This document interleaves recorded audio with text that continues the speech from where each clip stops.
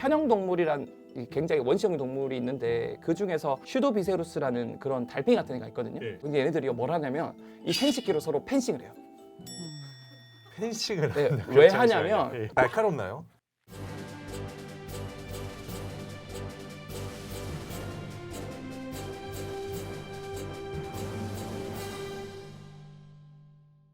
안녕하십니까. 오늘 10분 토론에서는 사랑에 대한 솔직한 이야기를 해보려고 하는데요. 과연 섹스 없는 사랑도 사랑일까요? 사랑에 대한 모든 궁금증들을 파헤쳐 주실 전문가 두 분 모시고 토론 시작하겠습니다. 안녕하세요. 저는 정신과 전문의 나혜란이라고 합니다. 네, 안녕하세요. 저는 과학을 대중들에게 쉽고 재밌게 알려주는 과학 커뮤니케이터 엑소쌤 이선호라고 합니다. 반갑습니다. 정신적 사랑, 육체적 사랑 이것을 좀 구분짓기 위해서는 일단 성욕에 대한 정의를 좀 하고 가야 될 것 같아요. 대체 인간은 왜 성욕을 느끼는 걸까요?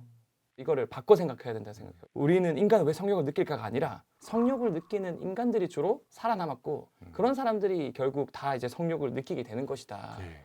예를 들어서 한 1000명 중에서 990명이 무성욕자예요. 10명이 성욕자예요. 그러면 거기에서 다수는 99%는 무성욕자지만 결국 한 100년 지나면 성욕자들이 아기를 낳고 그 아기들이 유전되면서 또 성욕을 가진 그렇죠. 아이들이 나타날 수밖에 없거든요.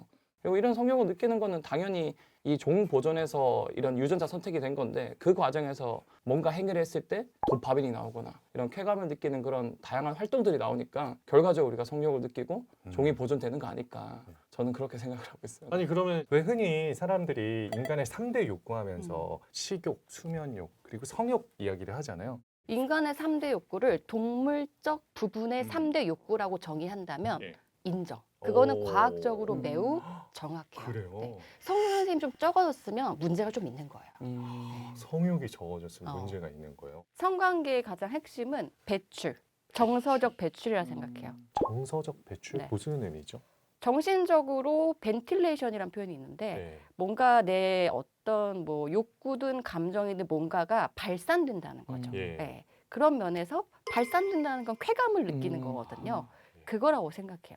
그러면 인간이 이런 성관계를 할 때 도파민이 나오고 막 이런 쾌락을 느끼잖아요. 네. 동물들도 똑같아요? 저 같은 경우는 좀 찾아봤을 때 사실 이 쾌락을 느끼는 게 이 fMRI 같은 걸 해보면 이 대뇌 피질의 다양한 부분이 활성화되거든요. 폭죽 네. 터지듯이. 오. 그러면 결국 그런 다양한 부위가 활성화됐을 때 이런 고차원적인 쾌락, 오르가즘을 느끼는데 그러면 그런 부위가 있어야 되거든요. 네. 근데 동물 같은 경우는 이 분류를 했을 때 한 10개 정도로 나뉘어요. 굉장히 원시적인 해면 동물부터 뭐 자포동물, 그다음에 뭐 연체동물, 뭐 윤형동물 이런 막 극비동물, 절지동물 하다가 결국 척추동물까지 오는데 예. 왼쪽에서 오른쪽으로 가서 점점 이제 고등화된 기관들이 나와요. 예. 그중 가장 대표적인 게 이제 신경이 발달되는데 그 신경 발달의 정점이 바로 뇌라는 기관이거든요. 네. 근데 그 뇌가 가장 많이 발달된 경우가 이제 이런 포유류 중에서도 이제 대뇌 피질 껍데기들이 많이 발달된 영장류들 맞죠? 네. 그 포유류 영장류들. 그럼 그런 친구들 보면 실제로 이런 성관계를 할 때 네. 사람과 비슷한 부위가 활성화돼요. 그리고 비슷한 도파민 같은 물질이 분비가 되고 예를 들어서 이 돌고래 같은 경우는요. 네. 종족 봉식이 아니라 이런 행동을 해요. 이 해파리 있잖아요. 죽은 해파리가 있으면 그거를 자기 생식기에 끼워놓고 자유행위를 해요. 아. 그러니까 굉장히 쾌감을 느끼고 있다는 간접적인 증거가 될 수 있겠죠. 야. 돌고래가 해파리에 자기 생식기를 끼워넣는 행위는 오, 충격이다. 절대 이제 종 번식이 아니죠. 네. 그러면 생물학적으로 여성보다 남성이 성욕이 좀 더 강한가요? 제가 찾아본 바로는 이 성욕의 1차원적인 발화 이유는 테스토스테론이라는 호르몬 때문에 그런 거거든요. 예. 근데 이 테스토스테론의 95%는 남성의 고환에서 나와요. 여성은 고환이 없잖아요. 그렇죠. 난소가 있죠. 예. 그러니까 이 혈중 호르몬 농도를 측정해 보면 여자보다 남자가 평균적으로 10배에서 20배 정도 이 테스토스테론 농도가 높아요. 그래서 이런 것 때문에 이 테스토스테론은 성욕을 더 불러일으키면 평균적으로 남성이 더 1차원적인 성욕은 되게 높다. 심지어 여성분들 중에서 이 보디빌더 중에서 스테로이드 주사를 예. 맞은 분들 중에서 이 성욕이 굉장히 올라간다라는 말을 한 분들이 굉장히 들어본 많아요. 것 같아요. 예. 그리고 여성의 이제 음액이 확대되기도 하고 예. 이 남성으로 많이 맞으면 이런 것들이 다 이제 성욕과 관련된 기관들이 발달되는 거죠. 그럼에도 불구하고 이거를 일차원적으로 볼 수 없는 이유는 우리가 진화론적으로 보자라는 거예요. 수컷은 정자만 주면 돼요. 그러니까 최대한 많이 자기 정자를 뿌려야 돼요. 테스토스테론이라는 것 자체가 성욕도 불러일으키지만 뭔가 많이 하려고 하고 뭔가 도전적으로 하는 호르몬이거든요. 그래서 이런 성향을 가질 수밖에 없는 거고, 물론 그럼에도 불구하고 인간은 그러면 안 되고요. 예. 근데 암컷 같은 경우는 그걸 받으면 이제 사람 같은 경우는 10개월을 품어야 돼요. 그러니까 에너지를 엄청 투입해야 되고, 낳고 나서도 케어를 계속 해줘야 되고, 여성은 사실은 고려할 게 너무 많은 거죠. 그러니까 이 성욕이라는 거는 결국 다른 욕구들이 어느 정도 채워졌을 때 발화되는 거거든요. 근데 채워지기도 전에 신경 쓸 게 너무 많은 거죠. 그럼에도 불구하고 이제 정말 맞는 배우자를 만나서 결혼하고 오래됐을 때는 이제 정말 편한 관계가 된 거죠. 이제 진짜 내 남자고 진짜 내 아이다. 그럼 그때 되면 이제 진정한 성욕이 올라올 수 있는 거고, 이게 환경에 따라 다르다라고 저는 생각을 하고 있습니다. 이게 단순히 인간뿐만 아니라 동물계에서도 그런 예가 너무 많아요. 예를 네. 들어서 편형동물이란 이 굉장히 원시적인 동물이 있는데, 그 중에서 슈도비세루스라는 그런 달팽이 같은 애가 있거든요. 예. 걔네들은 자웅동체예요.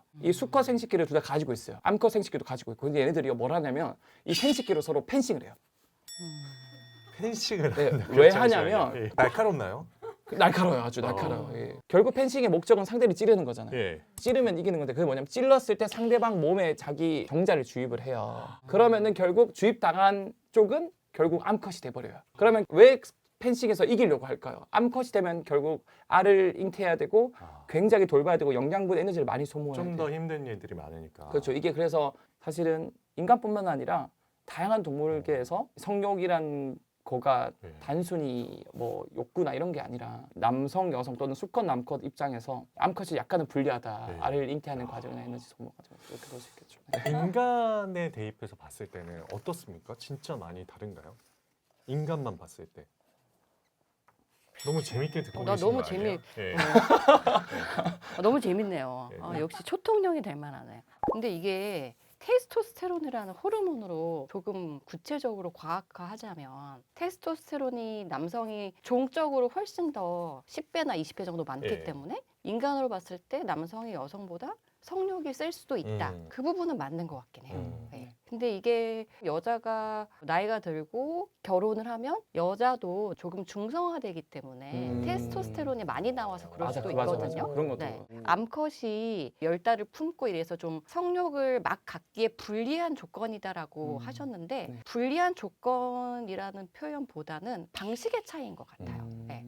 그리고 테스토스테론은 그 호르몬의 특성상 공격성, 어그레시브니스, 그리고 충동성을 그렇죠. 담고 있는 호르몬이거든요. 그러니까 여성이 그게 좀 적기 때문에 음. 행동력은 좀 떨어질 수 있지만, 뭐 옥시토신을 아주 대표적으로 든다면, 그럼 남성의 옥시토신이 적다고 해서 성적 쾌감이 적다고 하진 그쵸, 그쵸. 않잖아요. 맞아요. 그러니까 여성이 오르가즘을 느낄 때 테스토스테론이 나와서 오르가즘을 느끼느냐, 그건 아니기 때문에 여성의 성욕이 남성보다 적으냐, 그 부분에 대해서는 그러니까 인간에 국한해서 사실 단언할 수 없는 문제인 것 같아요. 저도 약간 동의하는 게 일종의 그런 거예요. 이제 우리가 수영을 배우려면 수영장에 가야 돼요. 예. 물에 들어가야 돼요. 그렇죠. 수컷 같은 경우는 이제 테스토스테론이 많은 이제 생명체 같은 경우는 수영장에 일단 뛰어봐요. 어. 뛰어보면서 하다 보면 이제 수영이 늘게 되는 거죠. 근데 이제 테스토스테론이 없는 생명체 같은 경우는 일단 뛰어드는 것부터가 망설이는 거죠. 근데 어쨌든 일단 뛰어들어서 맛을 보면은 테스토스테론이 많은 개체든 적은 개체든 하면은 결국 둘 다 수영을 잘하고 행복을 느낄 수 있거든요. 그런 것처럼 테스토스테론이 욕구를 불러일으켜 주는데, 그거를 남성은 더 자주 하려고 하고 여성은 그거에 대해서 좀 고려할 게 많은 거고, 그럼에도 불구하고 여성도 결국 똑같이 이제 신경이 활성화되고 도파민이 분비가 되거든요. 도파민이 결국 보상체계가 나오면서 쾌감을 느끼니까 예. 이게 이렇게 좋은 거네. 아. 그러면서 똑같이 이런 욕구가 더 생기고 더 이제 행복한 생활을 할 수 있겠죠. 네. 아니 그렇게 정리하면은 왜 흔히 남자들의 수명이 짧다라고 얘기하면서 네. 거기서 이제 호기심 얘기를 하는데 어. 그 이유가 테스토스테론 때문이네요. 통계학적으로는 그게 맞고요. 네. 근데 남자가 환경적으로 예. 좀 더 뭐 전쟁이나 아. 위험한 행동에, 혹은 뭐 술이나 뭐 이런 위해로운 물질에 더 많이 노출돼서 일찍 죽는 것도 맞는데, 환경적으로 그냥 유전자적으로 여자가 원래 조금 더 강하다, 그 썰도 있어서 실체는 모르겠어요. 네. 맞아요. 사실 알겠습니다. XX가 좀 더 견고하고 예, Y는 그렇죠. 점점 퇴화돼서 예. 나중에 막 과학자들이 몇백만 년 뒤면 Y 염색체가 완전 사라질 거다 이런 얘기도 있고, 예. 말씀하신 것처럼 테스토스테론이 결국 성욕뿐만 아니라 뭐든 하려고 하는데, 그게 결국 우리의 그런 표현형으로 봤을 때 쓸데없는 짓을 많이 하는 거예요. 올라가지 말라는데 올라가고, 예. 뭐 이거 하지 말는데 하고 그런 그러니까. 것들이 이제 보통 이제 수컷들이 많이 하거든요. 그래서 이제 그렇죠. 수명을 깎아먹는 경우도 있고 더 재밌는 게 동물들 같은 경우는 어릴 때 이 고환을 거세를 하면은 수컷임에도 불구하고 수명이 기하급수로 올라가요. 그리고 조선시대 평균 수명이 40살이었거든요. 왕도 50살을 못 넘겼어요. 근데 유일하게 평균 수명이 80세 그룹이 있었어요. 넷이었어요. 아, 그래서 이 14F를 보고 계시는 남성분들 수명을 최소 40% 늘릴 수 있는 방법 알고도 못하죠. 비추다 비추. 알고도 못해요. 저도 안 해요. 굳이. 500살 살기 있어도 안 하실 거예요. 그러면은 테스토스테론이 뭔가를 도전해 보려고 하고 위험한 것도 하려고 하고 이런 게 있으니까 바람을 피는 것도 호르몬과 관련이 있는 거예요. 육체적이던 예. 정신적이던 간에 예. 조금 다를 수는 있지만 호르몬 하나를 과학적으로 들자면 저는 테스토스테론이 아니라 결국은 도파민 문제라고 생각해요. 바람은 맞아요. 도파민. 바람은 도파민. 도파민 문제고 음. 그래서 이거는 테스토스테론 남자가 많으니까 남자가 바람을 많이 피지라고 하기에는 여자도 바람을 많이 피죠. 남자가 누구랑 바람을 피겠어요? 여자랑 피잖아. 이야 우문현답이다. 우문현답. 많이 물론 피죠. 남자끼리 필 수도 있겠습니다만 여자끼리도 필 수 있잖아. 음. 그러니까요. 이 도파민이라는 게 정말 무서운 게 모든 중독과 연관돼 있으면서 예. 모든 우리 동기부여를 만들어 주거든요. 예. 근데 이 도파민을 나왔을 때 같은 100이 나와도 누군가는 더 크게 느끼는 사람이 있어요. DRD4라는 도파민 수용체가 있는데 여성이든 남성이든 상관없이 그 DRD4에 돌연변이가 생기면 누구는 이게 그냥 볼을 만지는 것처럼 누구는 성감대가 될 수 있잖아요. 그런 것처럼 너무 민감하게 건드리니까 너무 활성화되는 거예요. 예. 근데 이 DRD4가 언제 활성화 많이 되냐면 스릴을 느낄 때 있잖아요. 스릴이 있는 상황을 느낄 때 이 유전자가 많이 활성화되는데 그래서 유전적인 관점에서도 그런 것들이 일리가 있죠. 아니 그러면은 바람 피는 사람 검사하면 찾을 수 있어요? 그거를 그렇게 하면 굉장히 위험하죠. 이런 유전자가 돌연변이가 있으니까 너는 바람을 잘 피는 사람이고 확정일 수는 없지만 통계를 내보면 이런 유전자가 많았다. 근데 그럼에도 불구하고 잘 참고 사는 사람도 있거든요. 그러니까 무죄 추정의 원칙을 지켜야죠. 네. 근데 이 부분에 있어서는 예. 과학과 의학의 관점으로서는 예. 바람 피는 사람을 찾을 수는 없지만 타고나기를 중독적 성향이 강한 사람은 정해져 있어요. 근데 그게 바람이 될 수도 있고 도박이 될 수도 있고 술이 될 수도 마약이 될 수도 있고 마약이 될 수도 있고 섹스가 될 수도 있고. 이렇게 추론해 봐도 돼요. 도박이나 술 등 어떤 자극적인 것에 대해 중독에 약한 사람은 바람 필 확률도 높다. 그건 아 이렇게 얘기를 할 수 없어요. 그거는 의사로서 동의할 수 없어요. 아 그래요? 네. 그러면은 바람 피는 사람 어떻게 찾을 수 있어요? 좀 조심할 수 있는 방법. 누군가 네. 내가 만났는데 이 사람 한번 바람 제 필 얘기를 알아요. 가능성이 예, 혹시라도. 있다는 걸 좀 예. 감별하고 싶다. 예. 그건 당해봐야 알지 모르죠.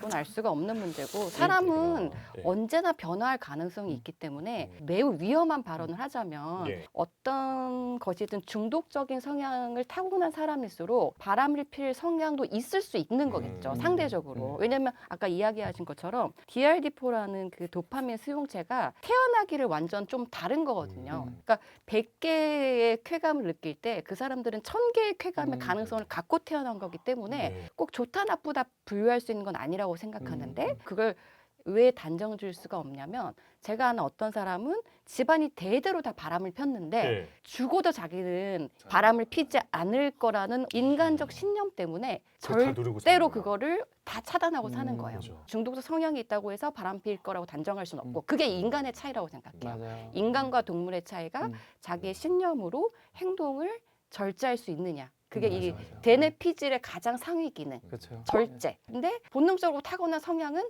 이건 무시할 수 없다. 그 이게 굉장히 재밌는 게 동물들도 포유류를 기준으로 95%가 바람을 피거든요. 5%는 안 핀다. 그러니까 5%는 안 펴요. 일단 95% 하는 인간도 무조건 포함이고요. 근데 그 5% 중에서 아메리카에 들쥐가 있는데 네. 그 들쥐들은 보면은 서로만 너무 쳐다보는 거예요. 이제 일부일처제. 그리고 이제 암컷이 아기를 낳으면은 여보 고생했어. 넷플릭스 보고 있어. 내가 애 봐줄게. 이러면서 공동 육아도 하고 너무 신기해가지고 옆 동네를 봤더니 옆 동네 산에 사는 유전자가 똑같은 쥐들인데 얘네들은 맨날 바람 피는 거야. 왜 그런가 봤더니 몇 가지 호르몬 차이였는데 바람 안 피는 들쥐들은 이 옥시토신이나 바소프레신 같은 호르몬이 많아요. 근데 이 호르몬이 많을 때는 굉장히 애착이 잘 형성되고 유대감이 커지고 서로만 바라보고 공동 육아를 하고 평생 갈 때까지. 근데 옆 동네 쥐들은 그런 호르몬이 낮아요. 과학자 이런 거 못 참거든요. 그래서 차단제를 넣어봤어요. 옥시토신이랑 이런 바소프레신을 억제해봤더니 갑자기 바람을 펴요. 그래서 아까 제가 테스토스테론으로 쾌감을 이야기할 수 없다는 게 옥시토신이나 다른 차원의 쾌감이 결이 다를 수도 있다는 그렇죠, 거죠. 그렇죠. 바람 얘기만 하다 끝날 것 같아요. 마지막으로 이것만 질문 드릴게요. 네. 제가 어디서 봤는데 남성은 여성의 음. 육체적 바람을 더 싫어하고 맞아. 여성은 남성의 정신적 바람을 더 어. 싫어한다. 이걸 어디서 봤거든요. 이거 맞는 얘기인가요? 맞아. 이게 거의 통설이죠. 저도 그렇고요. 네. 저도 그런데 왜 그럴까요? 남자가 테스토스테론이 많은 종족이고 예. 여자는 쾌감이 옥시토신으로 귀결되는 종족이기 때문에 남자는 그 행위 자체 하는 거를 일종의 라이벌리 의식으로 자기가 굉장히 패배당했다고 생각하는 것 같고 여자는 옥시토신이 중요한 성적 쾌감이기 때문에 그 안정감, 정서적인 고리를 깼을 때 내가 굉장히 배신당했다고 생각하는 정서적 트라우마가 있는 것 같아요. 네. 추가적으로 사실은 남성 같은 경우는 처음 보는 여자, 처음 보는 암컷 뭐 이런 거에 대해서 더 설렌다는 그런 말이 있잖아요. 그렇게 하면 안 되겠지만 그런 것도 결국에는 이제 진화론적으로 씨를 많이 뿌리려고 하다 보니까 그렇게 하는 건데 그런데 그 내 여자가 다른 수컷과 또 짝짓기를 한다? 이게 결국 육체적 관계잖아요. 그렇죠. 그걸 이제 DNA상의 유전자상에서 이거를 용납을 못 하는 거예요. 왜 흔히 우리가 성관계를 하고 나서 속된 말로 현자 타임이라고 하지 않습니까? 현타. 왜 그럴까요? 남녀가 조금 다를 것 같긴 한데 남자는 그 행위 자체 하는 거를 분출을 못했거나 혹은 분출을 했는데 내가 원하는 그 느낌이 아닐 때 현타가 올 수 있을 것 같아요. 알겠습니다. 이해되시죠? 알 것 같아요. 네, 알겠습니다. 이 성관계는 일단 1차원적인 쾌감을 느낄 수 있잖아요. 그렇죠. 남자는 무조건 가능해요. 배출만 하면 되기 때문에. 그러니까 아, 쾌감. 그렇죠. 근데 네. 여성은 대개는 100%다 쾌감을 못 느끼거든요. 그러니까 어느 정도 이제 편한 상태가 되고 정말 속궁합이라고 하죠. 그러니까 예. 맞는 분을 만나면 이제 오르가즘을 느끼거든요. 근데 남성 같은 경우는 제가 좀 조사를 해보니까 소위 말하는 현자 타임이라고 그러잖아요. 예. 딱 배출하고 나면 갑자기 누워가지고 아, 우주란 뭘까? 나는 왜 태어났을까? 이 원자는 뭐로 구성되어 있을까? 예. 근데 옆에 있는 여성은 갑자기 이 사람 나 싫어졌나 하는데 아니거든요. 예. 왜 그러는 거예요? 그 이제 프로락틴이라는 호르몬이 나오는데 남성 몸에서 그런 게 나오면은 그 리비도라 그러죠. 이제 성욕이 감소하면서 불운기라 그래요. 몸이 이완되고 성적 흥분을 억제하는 효과가 있습니다. 그래서 실제로 이 프로락틴이 남성이 딱 사정 직후에 많이 분비되거든요. 그러면 이런 현자 타임이라는 감정을 느끼고 한 2시간, 3시간 뭐 또는 이제 며칠 정도 하기 싫은. 근데 그런 호르몬을 억제하는 그 약이 있어요. 카보골린이라는 약을 주사하면은 현자 타임. 안 와요. 끝나자마자 다시 할 수 있어요. 네, 그 그거 짝짓기를 살 수 있나요? 그거 그러면 이제 두 분이 생각하시기에 성관계 없는 사랑도 사랑이라고 생각하시나요? 제가 정신의학적으로 20대랑 30대까지는 성관계가 없는 사랑은 사랑의 절정을 느낄 수 없는 관계라고 생각했었는데 40이 넘어가니까 성관계가 없는 사랑도 엄청난 사랑일 수 있겠다라는 깨달음을 얻게 되었어요. 그 차이는 어디서 느끼신 거예요? 아, 이게 사람이 0도 알고 1도 할 때는 0이 좋은지 1이 좋은지 판단할 수 있는데 네. 0만 아는 사람은 1의 개념을 알 수가 없거든요. 네. 근데 보통 젊었을 때는 성적 쾌감이 대부분 네. 주가 되고 네. 또 성적 충동이 많고 물리적 나이로 경험치가 적기 때문에 그거 없으면 사랑이 아니라고 생각했는데 그 이상의 것을 경험을 해보니까 두 개를 비교해 보니까 어떤 게 낫다고 할 수는 없는 거구나. 그 이상의 것이 무엇이요? 인간적 신뢰. 인간적 신뢰. 네. 저는 네. 전적으로 동의하는 게 우스갯소리 이런 말도 있잖아요. 비혼주의자가 자신이 맞았다는 걸 증명하려면 결혼을 맞아. 해야 비로소 맞아. 비혼주의가 맞았다는 걸 증명하는 것처럼 그렇죠. 성관계가 없어도 가능하다는 거 알려면 그걸 해봐야 되거든요. 해봐야 그런 돼요. 의미에서 결국 성관계가 없어도 진정한 사랑이 가능한가에 대해서 그 성관계를 뗄래야 뗄 수가 없다라는 거죠. 결국 저는 그렇게 생각해요. 성관계도 해보고 사랑하는 사람과 그런 게 해봤을 때 이거 없어도 진짜 사랑이다라는 걸 느낄 수 있는 사람이 있고 그리고 있어야 또 진짜 그런 사랑이 생길 수 있다는 사람도 있고 이게 다양할 것 같고 사실 이 사랑 그다음 성관계 이러는 거는 전혀 몰랐던 남이 만나서 하나가 되는 과정이라 생각해요. 근데 그 과정에서 나와 똑같은 유전자를 만들고 그 만들기 위한 과정 중 하나가 이런 성관계고 이런 과정이 결국 이 사랑의 완성을 만든다고 저는 생각을 하거든요. 그래서 당연히 이 성관계 없는 사랑은 당연히 존재할 수 있지만 남녀 간의 사랑에 있어서 섹스 없는 사랑의 단계까지 오려면 필연적으로 섹스는 수반돼야 된다. 그걸 함으로써 느낄 수 있겠죠. 아 이거 없어도 된다. 네. 그래서 이게 성관계가 사랑의 결정체는 아닌 것 같고 다만 정말 인간이 서로 사랑한다는 그런 어떤 감정이나 신념이 있다면 성관계도 하고 싶을 것 같아요. 그러면 이거 좀 너무 원론적이고 가장 어려운 질문일 수 있기는 한데 오늘 진짜 이 주제 사랑은 대체 뭘까요? 사랑이란 사랑은 뭐라고 생각하세요? 참 어려운 질문인데 어려운 질문이죠. 인간으로서 내릴 수 있는 사랑의 정의는 네. 추상적이고 매우 진부하지만 예. 자기 희생이라고 생각해요. 그게 어떤 형태를 띠던 어떤 선택을 하던 내가 이 사람을 최고로 사랑한다면 그 사람에게 내가 할 수 있는 어떤 형태든 최고의 희생을 할 수 있어야 한다고 생각해요. 그래서 바람도 참는 거고 그 사람이 싫어하는 것도 안 하는 거고 그게 뭐 쾌락이나 어떤 일부의 감정으로 정의될 수는 없을 것 같아요. 네. 저는 그렇게 생각해요. 진정한 사랑은 말씀해준 희생이잖아요. 근데 그 희생의 끝은 내 목숨도 내놓을 수 있어요. 그 사람을 살리기 위해서.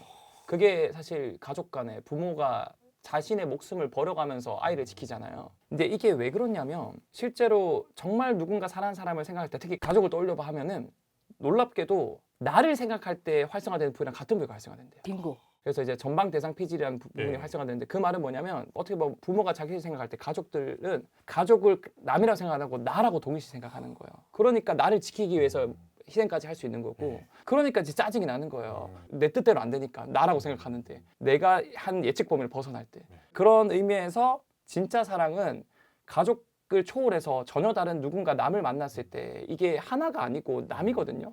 그거를 만나서 교집합을 만들면서 이 교집합을 키워나가서 결국에는 하나가 되는 과정 그게 결국 진짜 사랑이 아닐까라고 저는 정말 생각합니다. 맥락이 비슷하네요. 저도 자기 희생을 하는 것에 아주 근본적인 정신 분석학적인 원인은 결국은 그게 타인을 사랑하는 게 아니라 내가 생각하는 나를 투사한 타인을 향한 내 사랑이라고 생각하는데 근데 그게 나랑 다른 사람이잖아요. 네. 심리적으로 말하면 다름을 인정하고 그 사람 개별 개체인 것을 인정을 해야 되니까 그거를 맞춰주기 위해서 희생을 하는 거예요. 사실 아주 이기적으로 보면 네. 극단적인 엄청난 사랑은 네. 사실 극단적으로 자기 애라고 생각해요. 나에 대한 사랑에 대해서 완벽하게 충만하게 안정적으로 할 수 있는 사람일수록 상대방에 대해서 안정적으로 자기 희생을 할 수 있는 그런 사랑이 될 수 있다는 거예요. 자기를 그렇죠. 막 갉아먹는 사람은 맞아요. 상대방에 대해서도 잠깐 좋아할 수 있겠지만 결국 괴롭히거든요. 그래서 여러 가지를 고려할 때 정말 이게 인간으로서 정말 사랑을 느낀다면 우선은 먼저 사랑해야 자기부터 되겠고. 먼저 안정감 있고 사랑이 있어야 되고 그게 남한테 투사됐을 때 또 하나의 안정감을 느낄 수 있는 건데 그러려면은 남이 나랑 다른 존재인 걸 우리가 고등 동물로서 이해하면서 이해해주고 희생해야죠. 맞춰줘야죠. 싫은 거 하지 말아줘야죠. 나 자신부터 사랑하는 게 사랑의 시작이다라고 하는 게 맞아요. 이게 의학적, 과학적으로도 근거가 있는 말이었던 거네요. 그러니까 약간 이걸 뇌과학적으로 봤을 때 사랑을 한 줄 요약하면은 나를 확장하는 행위다. 그게 단순히 엄마, 아빠, 가족 사랑이 아니고 누군가. 그게 이제 정말 확장되면 이제 시타르타가 되는 거죠. 그래서 부모가 자식한테 줄 수 있는 게 인간이 구현할 수 있는 거고 네. 사실 그 이상의 아주 존재론적으로 사랑의 끝판왕은 결국 그래서 종교적 신념이라고 생각해요. 네. 종교적 신념으로 나에게 희생할 수 있다는 게 결국은 내가 가질 수 있는 어떤 사랑의 무결한 완성체인데 우리가 그걸 다 지향하지만 도달할 수 없는 거죠. 네. 시타르타가 될 수가 없잖아요. 그렇죠, 맞아요. 네, 알겠습니다. 갑자기 섹스에서 스타트가 되는데 오늘 토론 어떠셨는지 마지막 최종 발언 최종 부탁드립니다. 발언 사랑이라는 감정에 대해서 과학적인 네. 그 일부를 굉장히 더 구체적으로 알게 돼서 인간을 이해하는데 좀 더 도움이 많이 돼서 좋았고요. 괴로운 거예요, 사랑은. 근데 괴로운 거는 괴로움을 위한 괴로움이 아니라 사실은 그 감정조차 되게 소중한 거거든요. 이것을 보시는 우리 14F 이 시청자들이 지금 갖고 있는 어떤 힘든 사랑의 아픔을 갖고 있는 분 너무 많잖아요. 조금 더 다양한 각도로 생각하고 이해하실 수 있는 근데 그 이해가 결국은 나를 위한 위로가 될 수 있는 그런 시간이 되셨으면 좋을 것 같습니다. 제가 말씀드리고 싶은 거는 저도 살아보니까 이제 30대 후반의 나이인데 20대에 제가 정말 좋아하고 하고 싶은 것들이 기타라든가 그런 것들이 있었는데 지금은 전혀 관심이 없어요. 그 말이 뭐냐면 내가 지금 처한 그 나이대에 내가 하고 싶은 그런 욕구들이 영원하지가 않다라는 거예요. 그래서 지금 여러분들이 느끼고 있는 감정 이런 것들 특히 연인 간 좋아하는 사람이 있으면 많이 표현하시고 많이 스킨십 하시고 많이 성관계 하셔라. 그게 결과적으로 내가 진짜 더 깊이 있는 사람이 되고 나다운 삶을 살 수 있을 거라 생각을 해요. 그래서 많이 섹스하셔라 라고 정리를 드릴 수 있을 거예요. 예, 긍정적인 의미에서 아무나 만나지 말고. 네. 네, 오늘은 사랑과 성에 대한 이야기 정말 심도 있게 나눠봤는데요. 여러분들께서 보면서 가장 공감 갔던 내용은 어떤 것이었습니까? 여러분들의 의견도 댓글에 남겨주신다면 저희 제작진과 함께 소중히 살펴보도록 하겠습니다. 오늘도 10분 토론 시청해주셔서 고맙습니다.